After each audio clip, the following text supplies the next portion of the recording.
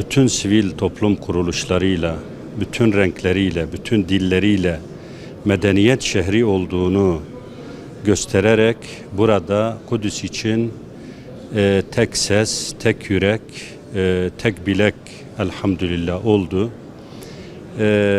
Biz burada bu yüzyıllık planı şiddetle telin ediyor, kınıyor ve Genel Başkanımızın da beyan ettiği gibi Kudüs bütün Müslümanların siyasi başkenti, özelde de Filistin'in ebediyen Allah'ın izniyle başkenti kalacak. Kudüs şu anda kanayan yaramız maalesef. Amerika'nın bu vahşice ve barbarca planı tüm İslam ümmetini üzmekte ve bizi de derinden üzmektedir.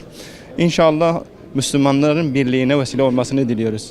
Müslümanlar inşallah Selahaddin Eyyubi döneminde, Abdülhamid döneminde olduğu gibi yek kuvveti olarak yine onların karşısında duracak. Allah'ın izniyle Kudüs'ü ve Filistin'i onlara yem etmeyecektir inşallah.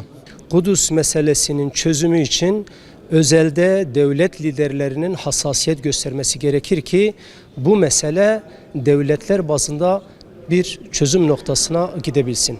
Bugün ihanet içerisinde olan özellikle devlet liderlerinin Amerikan ve İsrail'in bu tavırlarına rıza göstermesi belki vahametin en büyük tablosu olarak gösterilebilir. Fakat biz şuna inanıyoruz ki bizim halkımız, bizim milletimiz ve yeniden bu Salahaddinleri doğuracaktır ve şu anda Kudüs'ün yeni bir lidere, yeni bir Salahaddin'e ihtiyaç vardır ki bugün sivil toplum kuruluşların bu liderleri doğuracağına inanıyoruz. İsrail ve onun gibiler laftan anlamazlar, ancak güçten anlarlar.